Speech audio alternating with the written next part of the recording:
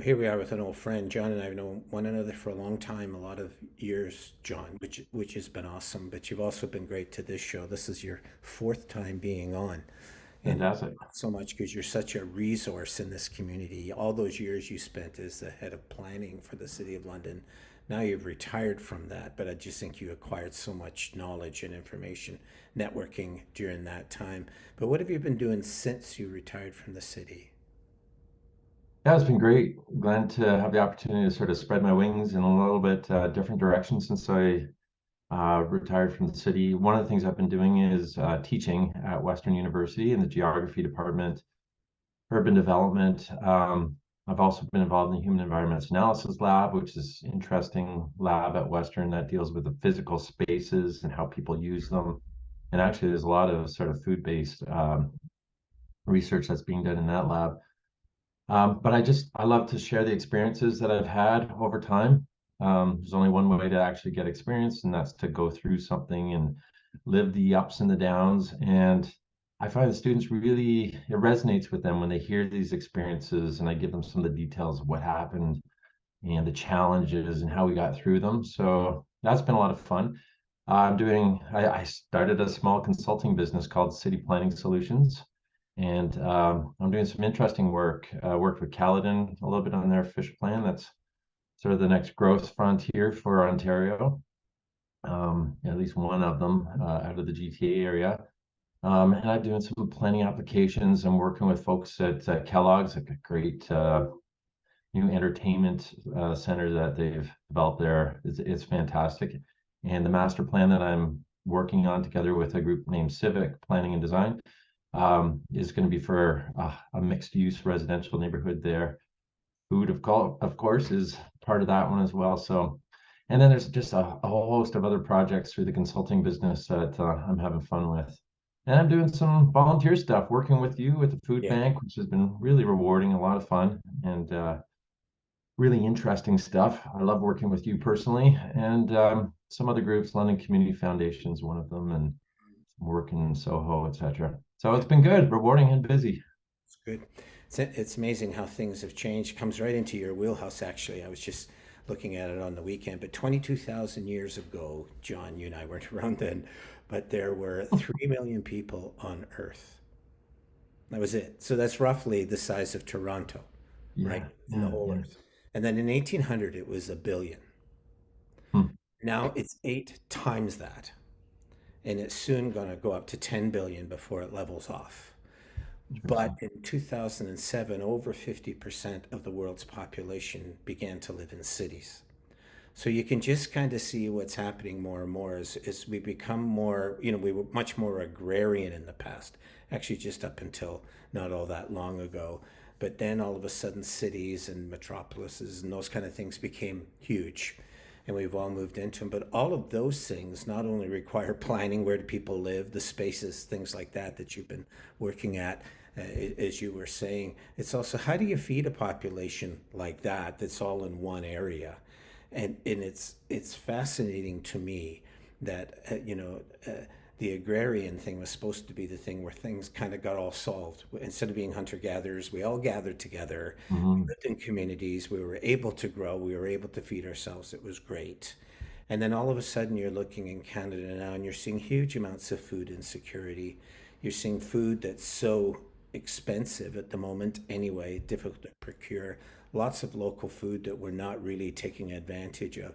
But it's like all the lessons that we had learned over the centuries, we seem to be losing those. And this is in the middle of all of the privilege and wealth and things like that that we have. Yeah. Must be interesting for you to look at a place like London. You wouldn't look at it like we would. You would look at a thing like London and say, does it strategically have what it needs? How do you see that in the way of food for London? Well, the first thing, just relating to your comments, the food insecurity, it's something that a little bit like the housing conversation that we're having. It once really touched a small, very vulnerable population, but Yeah. now it seems like it's something that is affecting pretty much everyone in some way. And certainly I'll just take one segment of the population, young people that are maybe graduating from school and going out into their first jobs. Boy, it's tough for them.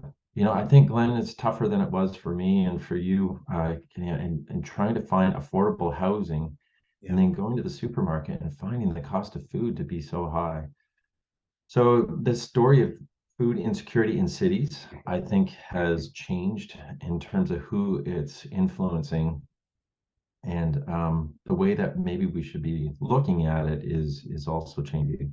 Um, London as a city, the first thing that smacks me when I look at London is it's right in the middle of this unbelievably productive agricultural area, and we're so blessed to be right in the middle of all this food that's being produced.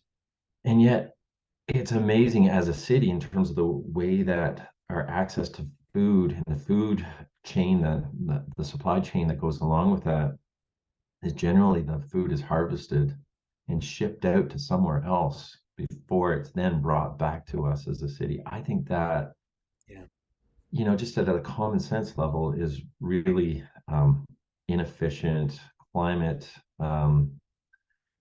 negative in terms of the amount of carbon that releases into the air. From a cost perspective, it introduces additional costs. And I'm not sure that London, correct me if I'm wrong, Glenn, but it feels to me like London doesn't have that sort of sense of being an agricultural city, one that's really tied to its source of and supply of food. It feels like there's a real disconnect between the urban and the rural parts of London, but then also in that surrounding area yeah. of Middlesex. So that's a roundabout way of saying that I think some of the systems, the urban systems that could be in place to support food security are either not as strong as they should and could be, or they're broken in some cases. And Yeah. there's lots of work that could be done there to really improve that.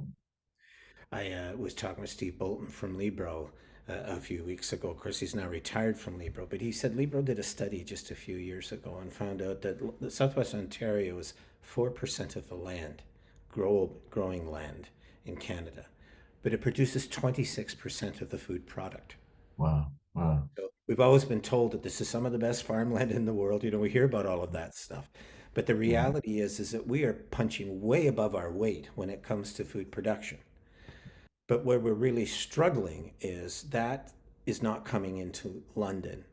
And it's not just London. One of the things that Joe Preston, the mayor of St. Thomas, was telling me a short while ago is, St. Thomas, that area out there, got the Volkswagen battery plant, right? And the Right. first thing that happened were all these criticisms from outlying areas and even places like London say, why didn't we get it? And Hmm. he looks at it and says, look at every day in London, even before that battery came, or in St. Thomas, 5,000 people from St. Thomas come to London, and 5,000 people from London go to St. Thomas to work. Right. So we should really be looking at regional solutions rather than Mhm. getting into these kind of competitions. And I know Right. Steve Bolton has been trying to do that because Libro's got such an agricultural background. He's got a farm background himself. But it does seem to me that I don't know where all that food goes, to be honest with you. If it's 26% of what Canada produces, it sure isn't coming here into London and helping us to drive down the prices of food. It Mhm. seems to be going elsewhere. We know that. We know it goes down to other places and The also food terminals and it's pretty hard to establish food security when you can't take advantage of what you already have. hmm Yeah, it's startling. And I don't know if Londoners self-identify as being in a food hub. I don't know if we celebrate the fact that we have this amazing bounty of food being produced around us. And like you say, I don't know that we tap into it as effectively as we could to bring the costs of food down in our local setting. I think if more work was done there, we could. So, for example, Glenn, if you were to have something like the food terminal in Toronto, but of a version that London could support. And I know people are going to say right off the bat, well, there's contracts in place and you'd have to restructure a lot to make that happen. Well, why not? Why not restructure the way things are happening? That's how you get from where you are to where you want to get to is you need to walk across the coals often to get to the other side. Yeah. But if we're to have a food terminal type of asset here in London, and then there was a market in association with that that really took advantage of inexpensive food that was brought to that terminal that wasn't picked up that day to go to the Yeah. supermarkets, to the various institutions that tend to shop at these or wholesale places for food. Man, that would really all of a sudden connect us to the food that's being grown in our surrounding region, coming to the center of London, and people actually able to access it and benefit from our urban communities' proximity to all that food. I'm not sure that is the cost of um, produce in London any less expensive than it is in other parts of Canada? Given what you just said, a quarter of the productivity happening right outside our urban area. I presume, the polls show over the years that the public would respond to that, but so would institutions. If the food was here and it was local and it was cheaper, Yeah. hospitals, restaurants, all those other groups that are there, but also individuals, the average citizens and their families would go to those places and frequent them, and would help to drive that market. And again, that helps to bring the cost of food down. But the other thing that you and I saw a few years ago, if you remember, you and I were working with Hugh Mitchell and Yeah. Josh and Mike Lake from the Western Fair, and they brought in John Snoblin, a former provincial minister, who did a white paper of the London's outlying region, and he talked to farmers, and he knew the agricultural sector well. But in that white paper, he found out that from talking with farmers, they would actually rather bring the food into London than go down the road to the terminal in Mississauga. Often they'll go to Mississauga, they'll buy some of the food, but not all, right? And then they have to either bring it back or they just leave it there. And then, They would way rather bring it in locally and be able to sell it every week in markets or whatever it is. So I think you and I, that was a bit of a revelation to us. I think we always knew that the public was looking for more local food and grocery stores were making some adjustments there. But the fact that growers and producers and farmers themselves were looking for those opportunities to come into London, I found that to be really interesting. and I don't blame them a bit. Who wants to go to Toronto if you don't have to? I mean, yes, for the wonderful experiences offered by that urban area, that entertainment opportunity. London's great as well, but there's some wonderful things in Toronto that you can't get here. Yeah. But otherwise, why would you want to go into that mess of congestion and down the 401 and as you say, get there, do your business, not sure what's going to be bought, and then drive all the way back.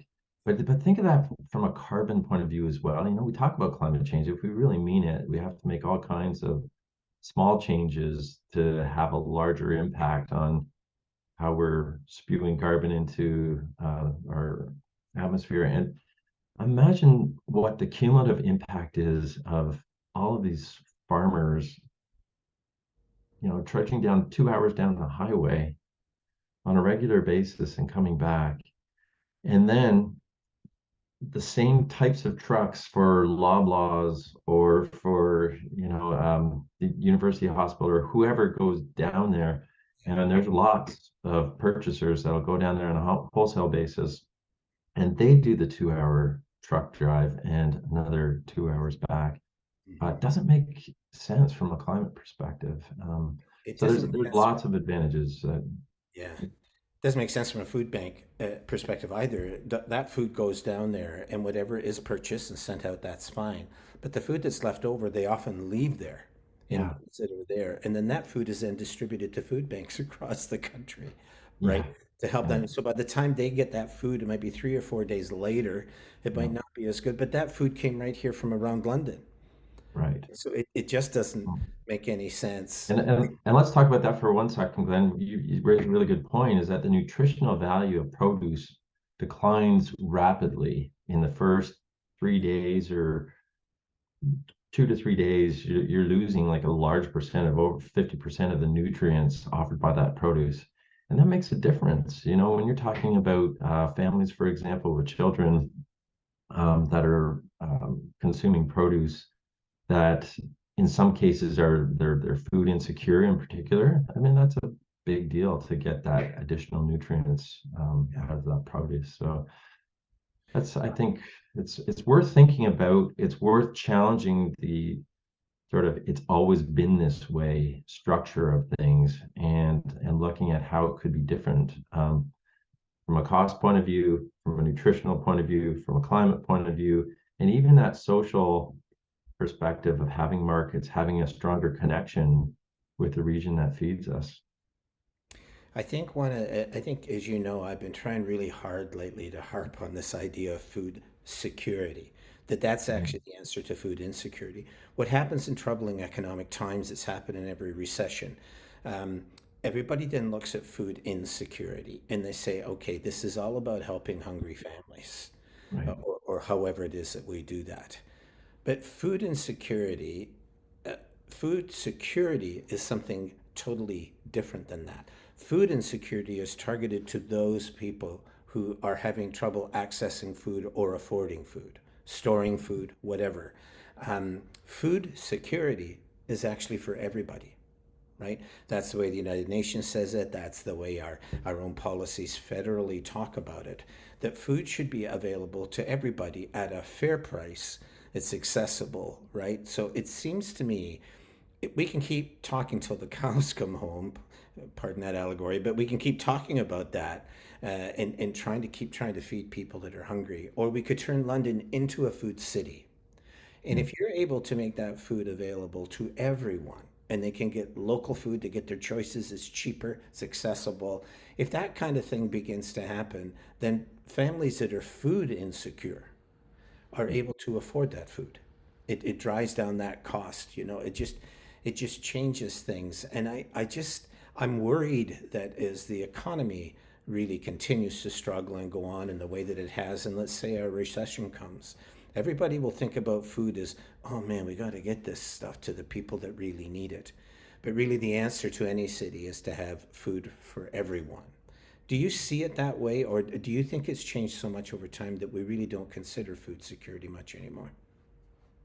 no, I absolutely agree with what you said, that if you just focus on insecurity, you're missing a big piece of the puzzle. And I do think that a rising tide floats all boats. So if the community as a whole is thinking about food security, but maybe as you put it, thinking about London being a food city. I mean, food security sounds very technical in some ways, and um, it sounds like a social program of sorts, whereas a food city sounds like a celebration of food. So what does that mean? You start to break it down, it could be, let's talk about growing food. So we grow food around us in our region, but we also grow food in all of our backyards. If we're a food city, we celebrate that. Maybe we have food neighborhoods that have these wonderful community gardens in their parks. We've talked about container growing, which can go all year long. We can have all kinds of programs around balcony gardening. We can have tool lending. We can have Yeah. compost and other materials. That's the growing segment. That's part of a food city. But what else could be part? Well, how about the sort of celebration of eating food? This would mean things like celebrations in our core areas around different types of food. I could see, on the Flex Street, for example, we've seen these in other cities where you have a big long dining table that takes you from Rideout Street all the way to Wellington Street. And maybe this is a fundraiser, and you have this amazing food table with people sitting at this table. That's just an example of the kind of celebration that could be had, but it could be around designating certain days where people are getting together with neighbors to celebrate food, or it could be neighborhood oriented activities. But it's a purposeful effort to celebrate food. Another one is around food waste. It's related, and that conversation around what do we do with our food? Is there ways to repurpose it? How does it factor into the growing of food? And then production of food. This whole idea of preparing food for others, the idea of preserving food, the idea of getting together to do that, and the social ties that go with that. So those are just some examples, Glenn, but I think that you could see there's many different ways that a community could rally around or focus on or celebrate their connection to food that overall could start to create this momentum that makes food more plentiful. There's just a big buzz in the community around food, make food more plentiful, more accessible, less expensive, That and takes benefit leadership, right? And, everyone. I'm not sure that we have a lot of that. Is we need to, let's just be honest, if you're surrounded by all this food, but you're not getting it, something has gone wrong in the vision there somewhere. But you focused, we've only got 10 minutes left, but I did want to focus on what you're just saying there. As a planner for a city in Canada, you've got a lot of different responsibilities, but one of the things that you helped put together, John, was the urban agriculture strategy. So we talk about the food, as you said, that's outlying in the region on the farms, so on and so forth. But you're talking about being able to grow it within the city boundary as well. How do you develop that as a policy? What happens there? Yeah, well, I mean, as a planner, your policy tends to go back to the official plan, and the official plan is supposed to be around here are our big picture objectives for the way we're going to grow and change in the next 20 years. And here's how we're going to do it from a policy point of view. And so and this was under my leadership as the chief planner at the time, we were very purposeful of putting a chapter in our official plan. This is highly unusual that relates to food security, food accessibility, creating the food city. And I think that's the starting point from a policy point of view, Glenn. But the thing about policy is it sits on a shelf, it sits in a book unless it's actually implemented, right? And so what was nice is that there's some different branches off of that where things were starting to really happen. One of them was with the Food Policy Council, um, and that was the Which you were a city part of, and which you that helped. Yep. Yep. yeah, I mean, I didn't play a large role in that, but I was sitting at the table for um, some of those food policy council meetings and certainly brought the urban agriculture lens to the table. Um, but they did that food assessment of the region, and I thought it was outstanding. It's currently being updated, but the real question is, what impact is it having? Let's create policy, but let's make sure that it actually has some sort of impact on change and gets us toward that vision and those goals that we have for the future. And so I think that's a next step that's kind of missing right now is Yeah. what happens with all of that information that comes out of the assessment and how can that be used to have real and impactful change in the London region to get us towards this food city concept that the fish plan is looking for. Yeah. Or the organizations that put those things together. There was the city, there was the foundation, there was the food bank, there was the health unit, there was the Western Fair. Those Right. institutions still exist. They're large ones. They have resources that they can put into things, which really brings me, I think, and really why I wanted to talk to you. Who pulls that together? Who brings the band back together? So we all cooperated. A lot of it was under the leadership of the city or of the community foundation, which was wonderful. That was, less than 10 years ago. All of these resources are there, including the white paper from Western Fair. All of those resources are there, and now they're kind of forgotten, Mhm. right? So if we were going to, as a community, I mean, bring those pieces back together and put them on the table and say, from that now, we are going to start to build food security. Those things cost tens of thousands of dollars each.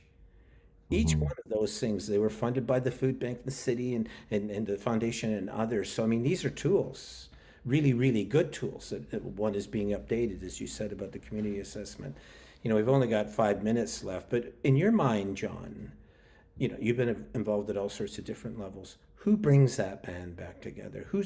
I realize we can say it's the city's responsibility or whatever. I have no idea. What is your view as to who would be best inclined to do that? Right.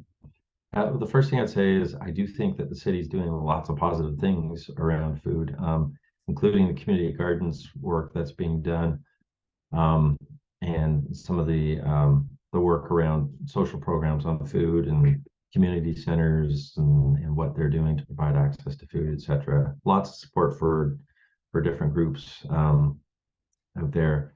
But it's a really great question that you ask, Glenn, because I think that it is not a good idea to always look to government Yeah. to solve your community's problems. And while the city's doing some great work, as I said, I think it's unfair to look to them and point the finger and say, you figure this out and you fix this. I do think that we have an amazing savvy community. We've got a great business community that's willing to step up.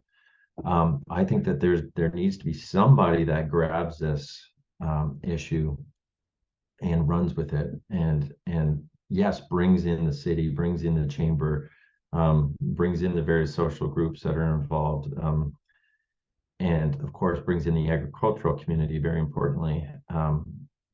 Who is that? I think that remains to be seen. The I would say that the Food Policy Council is an amazing candidate for that because their mandate is around promoting the agricultural community, the growing of food security as a whole. And while that council relates to both rural and urban areas, I think that it this issue fits very nicely within their mandate, and I think that they're well equipped as a group from a knowledge point of view to understand what are the current barriers, what are the opportunities, and start to work away at, hey, what are all the tools that are out there that we've created and the resources? Who are all the players and the parties? What are our key objectives to move forward, and how do we get there? Let's develop an action plan that will actually get us there. Now, I wouldn't suggest they do it on their own. I would suggest that they take a lead position, but bring in some others, maybe set up a working committee, something like that, to focus the effort and make sure the right people are at the table together with them to lead it forward. That's a thought anyway, Glenn. I don't know if it's the answer, but a thought. I think, John, that I'd like to talk to you more about it because I think we need to dig down on this. I mean, I agree about the Food Policy Council. We were there at the beginning. The food bank is the financial manager for the Food Policy Council. So we hope to keep it going kind of on a daily basis that way. But the reality is, it doesn't get the support that it really needs. I mean, when we started it, it was the idea that it was going to become the big group to talk about food security and turn London into a food city. But they have to scramble like mad just to try to fundraise. It's very, very difficult for them. So I think maybe you and I should talk, soon about how would we do that then? How would we as a community come together to support the Food Policy Council and what it needs for that to happen? Would you be open to having that discussion? Hey, I'm always open to having discussions. Absolutely. I think that if we can, as a community, drive this forward, we're going to be in a better place from a food security point of view, a food insecurity point of view, even in terms of city building and our reputation, our image as a city would only be strengthened by becoming more of a food city.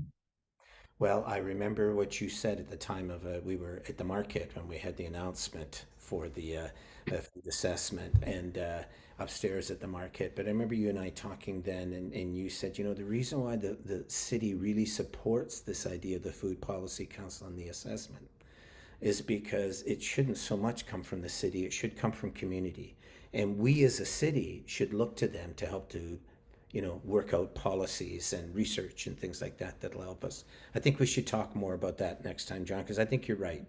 I think it really does need to come from them, and then the city and food bank and all of the others, we can come and support them in that effort.